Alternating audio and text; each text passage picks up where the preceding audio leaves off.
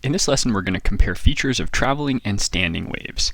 So here's a depiction of a traveling wave. We'll say that that's moving to the right, and here is a depiction of a standing wave on a string with two fixed ends, and we'll draw the second harmonic.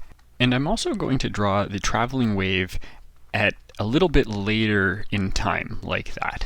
Now, if we think about some points on this wave, let's say there, and there. I'll call this 1, 2, and 3. So those are 3 points on the medium that the traveling wave is going through.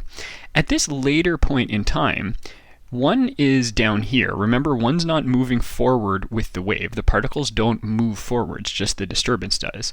2 has come up here, and 3 is up there. So some of them are moving up and some of them are moving down. Over here on the standing wave, we could have a point here, 1, 2, and 3, and they're going to be moving downwards. So that's just to give us a bit of an introduction as to what we are thinking about. Now, if we consider those two pictures, then in a traveling wave, all points are oscillating with the same amplitude. This point 1 here eventually has to get down to the same position that 3 has and then back, and all the points in between are doing the same thing. In contrast, the standing waves don't have that same characteristic. 1 is only ever going to get down to here, 2 is going to get down to here, and 3 to there, and those are different distances from the equilibrium point. So in standing waves, different points have different amplitudes. If we look at one loop between two nodes, then the nodes themselves have 0 amplitude, while at the antinodes, we have an amplitude that is twice the amplitude of each of the underlying component waves, and every other point would have an amplitude in between twice the amplitude of the component waves and 0. If we look now at frequency, traveling waves can occur at any frequency. That just depends on how you oscillate the end of the string, for example.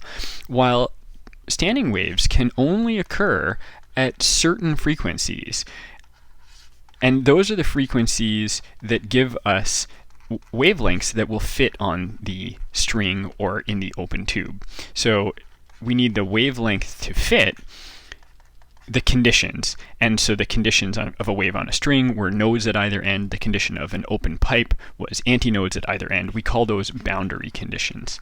And so only certain frequencies will give us the right wavelengths to meet the boundary conditions. Next, if we look at energy, traveling waves transmit energy in the direction of the wave. Remember, traveling waves transmit energy, they don't transmit matter. However, in standing waves, the nodes themselves are not moving, and so no energy is transmitted past the nodes. There is energy swapping back and forth between kinetic energy and potential energy. So we have a swap back and forth between kinetic energy and potential energy as the individual particles of the medium are oscillating, but no energy is transmitted past the nodes. Last, let's talk about phase, and let's go back up to our diagrams up here. In the traveling wave, notice that points 1, 2, and 3 are all out of phase with each other. 1 is moving down, 2 is moving up, and 3 is moving up at a different rate. And in fact, to get the next point that is exactly in phase with 1, you'd have to go all the way over here, and that's one wavelength. One way of thinking about the wavelength is the distance between 2 points that are in phase. No points in between 1 and let's call this 4, no points in between 1 and 4 are in phase with 1. You have to go all the way over to here. That's one way of thinking about the wavelength. It's the distance between 2 points in phase. In contrast, if we look at the standing wave, points 1, 2, and 3 are all in phase. They're all in this moment at the top of their oscillation, momentarily paused, and then they're going to start moving down. And if we looked over here at 4, 5, and 6, the same could be said about them. They are all at the bottom and momentarily stationary, and then they're going to be moving up. So although their amplitudes are different, 1, 2, and 3 are all in phase, and 4, 5, and 6 are all in phase. So every point between two nodes is in phase on a standing wave.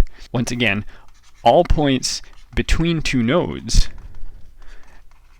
oscillate in phase with each other.